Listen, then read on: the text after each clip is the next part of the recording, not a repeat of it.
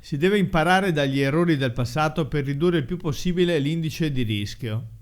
E questa è la conclusione a cui si è giunti al convegno organizzato al Vega di Marghera sul tema della sicurezza idraulica dalla Regione Veneto in collaborazione con l'Ordine degli Ingegneri della provincia di Venezia.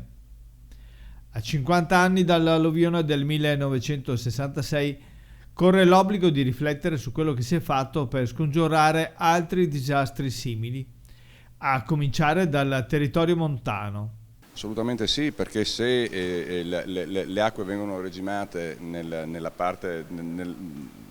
loro origini, anche diciamo, gli effetti del flusso idrico, se ben regimato, poi si fanno sentire in termini positivi nell'arco del territorio. Il discorso che si faceva stamattina proprio con il nostro assessore Giampaolo Bottacin è che in effetti si diceva il nostro è un intervento che se non succede nulla va tutto bene e nessuno se ne accorge. E quando succede qualche cosa allora ci si accorge o che si è intervenuti male o che non si è intervenuti. In pianura gli interventi hanno riguardato soprattutto il sistema Bacchiglione, dopo l'alluvione più recente del 2010. Il bacino di laminazione di Caldogno ne è un esempio.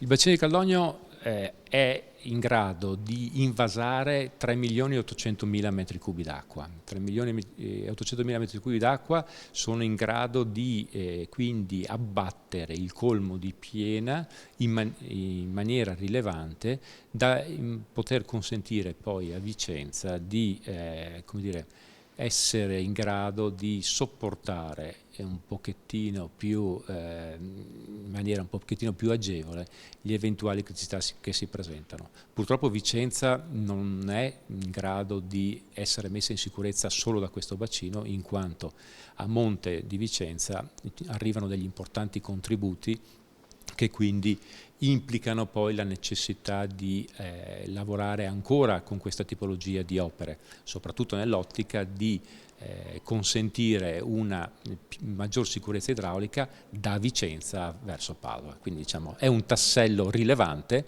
ne sono in previsione e costruzione degli altri. Dalla prima opera si suol solitamente imparare per le successive. Che lezione ha lasciato la realizzazione di questo bacino di laminazione?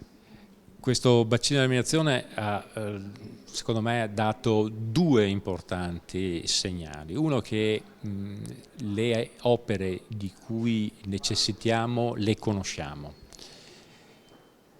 La realizzazione di questo bacino probabilmente ci dice anche che siamo in grado di realizzarle. Le criticità che tuttora abbiamo è che da quando pensiamo un'opera a quando la realizziamo, i tempi sono ancora troppo lunghi, sia per problemi burocratici, sia per qualsiasi intoppo che può nascere. Purtroppo questi tempi non sono compatibili con le esigenze delle nostre popolazioni. Da tecnico, velocemente, la soluzione per questi problemi quale potrebbe essere?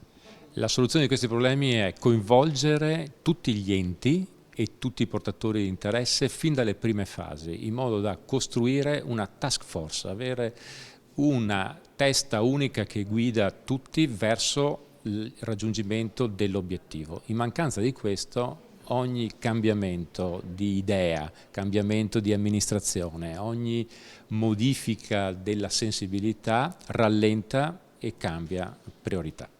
Oltre alle casse di espansione, altre opere sono messe in cantiere. Sì, qualcosa si è cominciato a fare in modo particolare per quanto riguarda le grandi opere di difesa idraulica. Basti pensare che l'ultima grande opera realizzata in Veneto prima del 2010 è il bacino di Montebello, che risale al 1926. Dal 2010 la Regione si è impegnata, ha definito insieme all'Università di Padova un piano di opere necessarie a mettere in sicurezza il Veneto e ne è scaturito il cosiddetto piano dal Paos, che prevede quasi 3 miliardi di opere. Di questi già ne abbiamo messi in cantiere quasi 1 miliardo, 866 milioni, per un totale di oltre 600 cantieri, 400 sono tuttora aperti in tutto il Veneto, spesso in aree dove la gente non passa e quindi magari questa cosa non è così nota. Però stiamo parlando di cifre consistenti. 411 milioni di euro sono stati investiti in opere di difesa spondale, quindi per consolidare gli argini ed evitare esondazioni o spaccature arginali.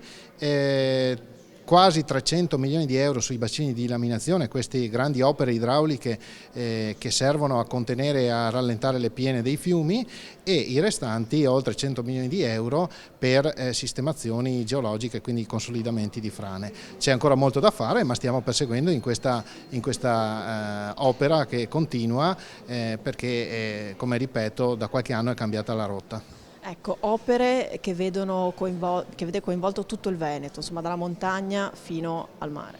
Sì, opere che coinvolgono necessariamente tutto il Veneto. Le frane riguardano più le aree montane, gli allagamenti, il rischio allagamenti riguarda più le aree di pianura, ma bisogna sempre pensare che l'acqua segue le leggi della fisica, quindi parte dalla montagna, dalle sorgenti e arriva fino al mare. Quindi gli interventi riguardano tutto il corso d'acqua, appunto dalla sorgente fino alla foce, e anche tutta la difesa delle coste, perché anche lì stiamo investendo parecchi milioni di euro. Ecco, Assessore, è importante che sia una strategia fatta insieme, anche per esempio alle amministrazioni comunali. Sì, noi ragioniamo con le amministrazioni comunali, c'è da dire però che di fronte alla sicurezza dei cittadini è necessario a volte anche mettere da parte delle esigenze localistiche per fare in modo che i cittadini siano sicuri. Mi riferisco per esempio qualche volta, insomma, qualche comitato o qualche amministratore sia un po' così preoccupato della realizzazione dei bacini di laminazione in modo particolare, perché hanno comunque un piccolo impatto dal punto di vista ambientale, o così era percepito. La sicurezza idraulica prima di tutto, se dobbiamo dare delle priorità. Detto questo, ricordo anche ai cittadini che i cosiddetti bacini di laminazione normalmente sono vuoti, cioè non c'è dell'acqua dentro, anche se si chiamano bacini. Sono delle aree che vengono adibite prevalentemente ad uso agricolo, quindi continuano le coltivazioni, e qualora dovesse accadere un evento straordinario come quello successo nel 66, verrebbero sacrificate per salvare i centri abitati e quindi le vite umane. Per cui è un piccolo sacrificio che viene chiesto al mondo agricolo per dare una maggior sicurezza ai cittadini.